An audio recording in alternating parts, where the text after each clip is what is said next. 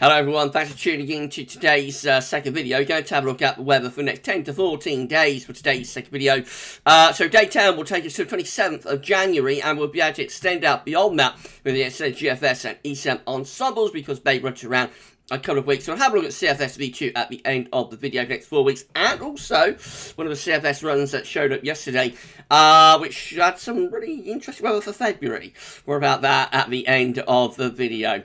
Before I get on with all of that, I just want to say thank you so much to my good friend Shiram, who gave a massive donation on last night's live stream to me and to GavsWeatherVids. So thank you so much to my good friend Shiram. Shiram is a channel member and a patron, a PayPal donor and a super chatter, and gave an enormous donation yesterday on the live stream. So thank you so much to Shiram for that incredible donation, and thank you to all super chatters and all channel members, all PayPal donors, all patrons, you know, however you support GavsWeatherVids. Just thank you so much to all of you. I never expect it, but it's amazing and it's incredible. So thank you so much to each and every one of you for the support that you always give to me and also to GavsWeatherVids. It's unbelievable, it's incredible. Thank you so much, all of you, and a special thank you to Shira.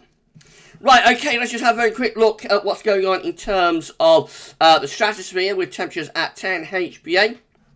So keep an eye on this as we're moving towards February. So currently we've got very cold stratospheric temperature over North Pole, of course, at 10 HPA. This is from Meteo Seal, by the way, latest GFS run. These blue colours here, these are the cold temperatures that we've got at 10 HPA over the North Pole right now. And as we run through, we can see that we keep those blue colours anchored and rooted over the North Pole, so temperatures remain cold in the stratosphere over pole over the next week or so, hovering between around minus 60 and minus 70 degrees. So the PV well and truly in business had its roots in the stratosphere with those cold temperatures over the next week or two. Any sign of a warming of the stratosphere?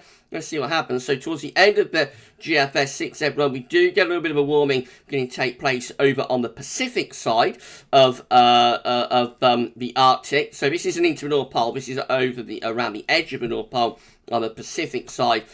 There's a modest one as well. It doesn't reach southern stratospheric warming type levels, but a modest warming begins to take place over on the Pacific side towards the end of January. And then heading into February, we see another warming begin to gather pace over Siberia. Again, that falls short of what would be classed as a southern stratospheric warming on these charts. We're going to get to the red colours to reach a level that would be, you know, classified as a genuine SSW. But, you know, GFS is flirting with this end of January into the beginning of February now, that some sort of warming starts to take place, albeit not yet on any of the GFS operationals anyway, reaching genuine sort of southern stratospheric warming type levels. Remember, the further on we go into the winter, the more likely it is that we will start to get a stratospheric warming. May happen more frequently later in the winter, and at the end of the winter they do in early to midwinter. So the further on we go, the more likely it is that we will get an SSW. But of course there is a time lag on getting a southern stratospheric warming and then having an impact on the troposphere. So if you get a southern stratospheric warming in February, you know, it might affect things in February itself, but more likely it will have an effect in March and April. And if you get a southern stratospheric warming sort of end of February to March, and that's more likely to affect things later on towards the end of March and into April and so on. So the further on we go with this without getting SSW, the more likely it is that it will affect the spring actually more so than the winter. But of course we'll keep a close on it and wait and see. Sometimes you can get quite a quick response, so not always the case that it takes a long time to get a response.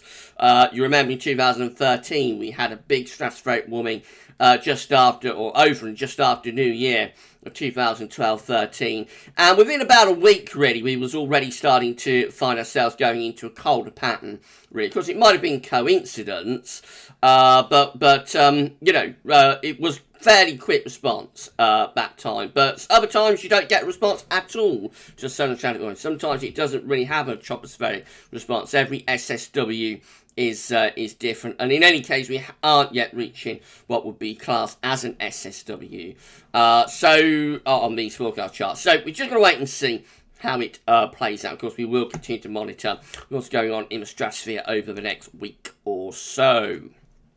over the next few weeks, I should say. CET is still standing at 5.5. That's an anomaly of 2 degrees above average. That's provisional to yesterday, to the 16th of January. That will start to drop further over the next few days. We are in for more frosty nights and quite chilly days as well. So that's going to drop into the 4s over the, over the next few days. These are the GFS upper air temperature and precipitation ensembles. So next couple of weeks, we're looking at Nottingham today. So red line, 30-year upper air temperature average for Nottingham. Starting off above average at the moment with those upper air temperatures, because we are having inversion as we've had over recent days, which is why, although it's quite mild aloft, it's actually colder on the surface, particularly in England and Wales. There's a bit of a cold snap appearing there around Thursday, Wednesday through Thursday. It does go quite cold. Some of those ensemble members are going down to -10 at 850 HPA. Only very briefly, though, and then the upper air temperatures lift back up as we go into the weekend. Again, that is anticyclonic, though, so there will be further risk of frost, fog, and whatnot over the weekend and into the beginning of next week. Beyond that, through the last week of January and just to the start of February, look like this. Lots of scatter in the GFS ensemble. So we've got these milder ensemble members up here. We've got colder ensemble members down there. Overall, the ensemble mean, which is the white line, is a little bit cooler or colder than average. So we may find things take a little bit colder as we get through to the end of January. But, of course, that remains to be seen. It's a long way up. Precipitation-wise, loads of dry weather as well. Over the next week, 10 days, we continue with a prolonged dry spell. Perhaps a little bit more unsettled by month's end. But, again, that is a really, really long way off. Let's have a look at the sea level pressure, see what that's doing. So that's holding up, relatively high pressure from beginning to end, really, starting off between 1,030 and 1,040 millibars, and just dropping to between around 1,020 and 1,030 millibars by the very end. But most of the time hovering very close to 1,040 millibars, certainly in the next week, 10 days. So lots and lots of high pressure to come. 2 metre temperatures for Nottingham are looking like this. So, again, we're starting off quite chilly at the moment, having some cold nights. Daytime temperatures aren't overly cold, but aren't that mild either. We do get this cold snap at the end of the week around Thursday, where it does turn a lot colder then, with temperatures, really pegged back for a couple of days. Then may say a little bit of a recovery over weekend, but still generally quite cold. Still overnight frost continuing over weekend into the early part of next week. And then into the last days of January, this period just here, we continue to have lots of scatter then. We've got our cold ensemble members down there. We've got our mild ensemble members up here. So it all is to be revealed. It all remains to be seen, really, as we go into the beginning, end of January, beginning of February period. And as far as the snow row is concerned, let's just have a quick look at that. So again, not much happening really. Next week, 10 days anyway, not going to be any snow, high pressure in control. End of January, beginning of February, we do have a few snow spikes then, but they are really quite modest, and there's not all that many of them. If we go back to the 850 HPA temperatures and go there and then also have a look at extended, we can see, but we do still see evidence of that colder interlude at the end of January into the first week of February. We've been talking about this in the videos over the past few days, so still that hint there. I think we might start to get a little bit colder towards the end of January and into the beginning of February, but it is, of course, a very, very long way off that, so it remains to be seen. Right, temperature anomalies on the 17th, 25th of January, going to be a little bit below average for England and Wales, also Ireland. There will be plenty of overnight frost to come, a little bit mild on average, again, for Scotland, as we, are on the mild side of the ridge there, and bringing in wind from off the Atlantic. Another very dry week to come from the 17th, 25th of January. Precipitation anomalies are significantly drier than normal. Latest wind flow map from earth.nullschool.net shows that we're back under high pressure. There it is, sitting right over top of the country. And the jet stream is going around area of high pressure, something a little bit like that. Right, let's look at some chart data then. So this is how the UK Met Euro is looking for midnight on Thursday, pulling in something of a chilly northerly wind then, and then the high pressure sort of re-establishing over the country into the weekend. Will bring lots of frosty weather probably to England and Wales, always a bit milder to Scotland, with wind in from off the Atlantic there. That goes on through the weekend, and then into open next week, just signs that the ridge is beginning to try and weaken a little bit. although there's another high just out to the southwest will probably just push in and keep the anticyclonic weather going. But just there, midnight on Monday, it does look as though the high pressure is starting to weaken slightly, and we may bring some rain into northern parts of Scotland then. Icon looks like that again, the high pressure out to our west on Thursday, bringing down that cold northerly wind, and then in comes the high pressure from off the Atlantic. That brings lots of dry weather with it end of week and into weekend, probably plenty of frost and fog in the south and west, whereas a little bit milder though to the north with those winds in from a westerly direction. Through the weekend into about next week, Icon tries to reach a high pressure northwards. Icon wants to get high pressure north and pull in much colder air, but actually that cold blast from the north is going into Scandinavia. So by the end of Icon, which is to midday on Monday next week, a week today, there's a real cold blast pushing into Scandinavia that will bring lots and lots of heavy snow to them. Again, we're just on the periphery of it. The high pressure wants to reach north and set up around Greenland, Iceland, but it's got nothing to reach north to, really. I expect what we ended up with probably just high pressure still sticking around the country, more than likely, within a colder air mass again, with more overnight frost and fog. This is going to be quite a frosty January, I think, especially for England and Wales, but notably snowless as well if we carry on like this. So it's a funny old month, this. This is how the GFS, and also exceptionally dry, of course, that'll be the big talking point, I think, about this January, how dry it is. This is how the GFS midnight run was looking. It's been superseded by the 6th set so far, but this is how the GFS midnight run was looking. Again, cold northerly winds on Thursday. That might actually be enough. A high pressure just far enough west to allow proper northerly in with the GFS output, and that's probably enough to bring a few snow flurries down the east coast, actually, on Thursday. However, that's very quickly cut off as high pressure pushes back in. That high pressure is within a cold air mass, so we can expect further overnight frost and fog, particularly so for England and Wales at the end of the week and into the weekend as well. Early next week, we just keep that high pressure knocking around the country. Plenty of dry weather, often quite cold, especially for more southern and western areas. Up to day 10, there's no real changes, to be honest. The high pressure best just goes on. It's having a go at reaching to Scandinavia, but I don't think it's going to be able to come to much.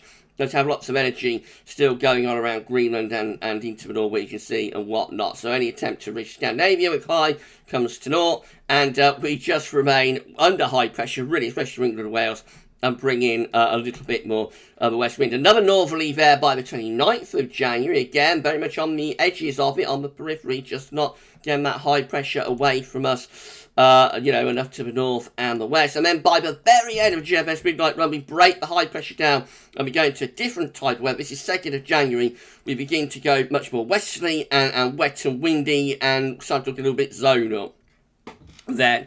But bear in mind, that is like 2 weeks away. It's a very, very long way off. And before then, we have loads and loads of high pressure to get through. GFS 6Z, again, has that northerly on Thursday. Might bring a few snow flurries to the east coast, but the main thing is that high pressure continues, and it will be quite cold on that ridge, particularly for Ireland and England, Wales. Overnight frost, Scotland will be milder and cloudier with those winds from the south and from the southwest. Early next week, high pressure again pulls out to our west, and another sort of brief northerly shot comes in, again on the periphery of that, but could bring a few wintry showers to eastern coastal areas. It will keep the overnight frost risk going, though, if that comes off under the area of high pressure.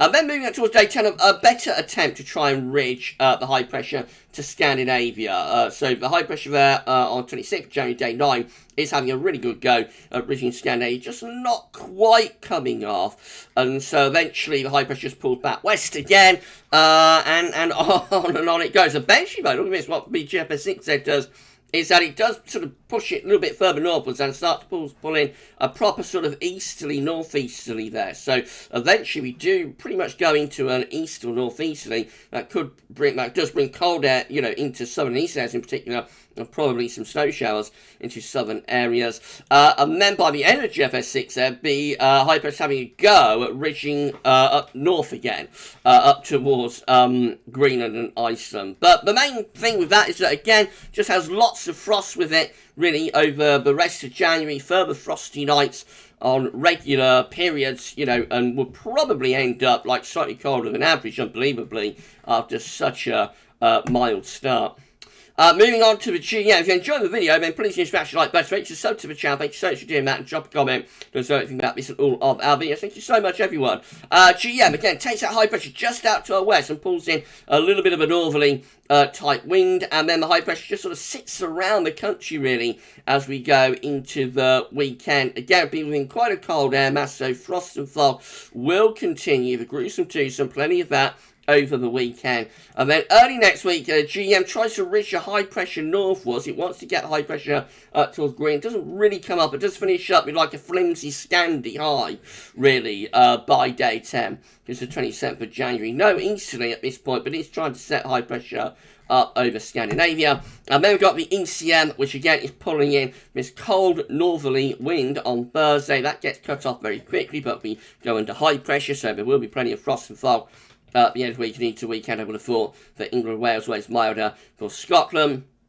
Then into next week, we just keep the high pressure fest going. No changes really, all the way up to day 10. Sat under that area of high pressure with a continued sort of risk or possibility of overnight frost. This is a precipitation forecast based on that ECM run from Trecho.com. Not much going on. Some snow showers for northern eastern Scotland around Thursday, and one or two of those wintry showers flirting with the east coast as well. But otherwise, it's dry for the rest of the week, and into weekend stays dry as well. Some patchy rain for northern and western Scotland, but most areas are staying dry all the way up to day 10.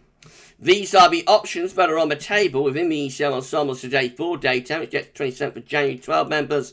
The ECM ensembles have high pressure sat over top of the country. 11 with high pressure more towards our west and southwest, so they're bringing in slightly milder air from west. So this one is like frost and fog, of course. This one is a little bit milder, cloudier, especially so for more northern areas. 9 with high pressure ridging from the Azores towards Scandinavia. That's going to be mainly dry, probably reasonably mild, especially for the north and west. 8 have the high pressure kind of to the north and northeast, probably similar to what GFS 6 that is doing, and bringing in a bit of an easterly. So that could bring some snow showers actually to southern areas. That's a colder solution. 6 with a high pressure again, more or less over top of the country. Day 10, that does include the operational run. And then 5 with high pressure, a little bit more towards our west and reaching north with a trough of low pressure through Scandinavia. We are close to pulling in a cold northerly there. So again, all of the options involving high pressure, it's the exact placement and position of that high pressure that is all important in terms of the weather that we get. In 2 weeks' time, these are the options that we've got. Will get us to the 1st of February. 12 members of the ECM ensembles have high pressure to our south and low pressure to our northern winds are coming in. The westerly direction, that's going to be mild and could be unsettled in northern areas. 12 with high pressure over and slight to the east of the country. That's just a continuation of chilly weather with frost and fog. 9 with low pressure to the north of Scotland, bringing in a milder westerly, wet and windy. 8 with low pressure to our north and northeast. Winds are in from a west to northwesterly direction with that, unsettled and potentially rather cold. And then 5 here with a mid-Atlantic ridge towards southern Greenland, low pressure over France. Man, winds are in from a north and northeast direction. Obviously, that's going to be the coldest and most wintry of the options, but only 5 doing that. And then another 5 with high pressure ridging in from the southwest into Western Europe with low pressure way to the northwest, and winds kind of in from a west or southwesterly direction. That's going to be mainly dry and pretty mild with that solution. So once more, all of the options seem to involve high pressure. Day 10, the exact placement is, critical. And then by 2 weeks' time, it might be starting to get a little bit more unsettled, actually, by the beginning of February. But of course, that's a long way out. CFS V2 looks like this. These are 500 millibar heights broken down to week periods. The first week period takes from 17th to 23rd of January. The coming week has high pressure over top of the country. Going to be mostly dry, and for the south anyway, will be quite cold. The high pressure fest goes on into week 2, which is the 24th to the 30th of January. With again high pressure in from the Atlantic into Western Europe, mainly dry, but could be cold with further frost and fog possibilities. Into week 3, 31st of January, 6th of February, high pressure begins to pull out to our west. Low pressure develops around Greenland and Iceland. We also have some higher pressure over Scandinavia, though, So winds are going into the west with that, but of course if high pressure over Scandinavia was to take over, then we would get wind into the east. But actually that stays rather westerly and Atlantic driven, and that continues into week 4, which is the 7th to 13th of February, with high pressure again out to our west and southwest, low pressure to our west northwest. Winds are in from off the Atlantic Ocean. With that one, so the CFS wants to turn things more mobile and liven things up a little bit into February, but, you know, would be quite mild with rain, particularly so for more northern areas. Finally, let's have a look at that CFS run that I told you about. I should really show this in the live stream last night, but I had to get the live stream wrapped up by 7:45. So I'll show you it now. So remember, this is just one run of the CFS. It's very unlikely to verify, but we start on the beginning of, this is the 6Z, by the way, so the 6Z CFS run generated 6 a.m. on Sunday the 16th of January. So with this, we start off with we start on the 1st February, high pressure is over country, you know, continuation of frost and fog, winds coming in from a southeasterly direction. Look what happens with that area of high pressure over Scandinavia as we run through the opening days of February. So the high pressure strengthens over Scandinavia and turns the wind into east. Low pressure tries to come in against that area of high pressure. Proper old battle is going on, but cold air is digging in from the east. Very cold air sitting just to our east, so that would be a proper old snow event there on the 5th of February. You know, really, really cold air to the east, pushing in against this area of low pressure. That will bring a lot of snow, particularly to more southern and western areas. Look at that, on the 6th of February, the low pressure dies southwards, and we properly unleash that very cold east or northeast wind, the -10 Celsius ice run sweeping through the country there with that CFS V2 run. That looks really bitter, doesn't it? Really, really bitterly cold via this area of high pressure over Scandinavia. Very, very wintry opening to February of this particular CFS run. Remember, it's just one run of the CFS, and it virtually, it virtually won't verify. But I want to just show it because why not? We've had so many mild charts to look at over recent weeks. Why not have a look at a cold one from the CFS? So this is the 7th of February. Again, the high pressure over Scandinavia, wind properly coming in from the east. Again, look how cold it is across most parts of northern Europe, looking really, really cold then. And then we have another battle sort of taking place. Just turn a little bit milder then around the 9th, 10th of February as lower pressure starts to come in from off the Atlantic. The high pressure recedes away for a while, and we do turn a bit milder for a few days, but by the 12th of February, low pressure is beginning to die southwards again, along with the jet stream. Heights are beginning to strengthen towards mid-February over Scandinavia once more, and so the battle continues. And then as we go into the second half of February, the high pressure really starts to take over to Scandinavia and also to our north and west. These charts just continue to look very cold, really, as we go through the second half of the month. Again, deep cold pools sitting to our east and being brought in on those easterly winds, and on it goes. Actually a very cold February this. We will probably be able to think about sub-zero CET February if this did come up, but it is not going to come up. But if it did, it would be a very cold month. We have air temperatures again there on the 25th of February, looking very, very cold, with the Scandinavian high. It's like a Scandinavian / Siberian high, really, just dominating pretty much throughout the whole month. And again, winds continue to be in from the east and dragging in plenty of snow showers into eastern parts of the country. So the beast is unleashed from its lair in February with this particular CFS V2 6Z run, and we have a very, very cold and really wintry February. That's up to the 1st of March, and I shall not go any further than that. If you want to see how that develops, then head over to West Central. Though these charts will be disappearing from the latest. So this is yesterday's CFS 6Z run. The latest CFS 6Z run will be appearing anytime. So by the time you see this video, these charts probably won't be accessible. But look at that, carries on actually into March with, again, another push of really cold air from the east then in the opening days of March. I won't go any further than that. Bit of fun, bit of eye candy for a Monday video, but yeah, it's very, very unlikely that verifies, but just shows the potential. You know, if we can get that high pressure to Scandi and set it up, then they are the possibilities.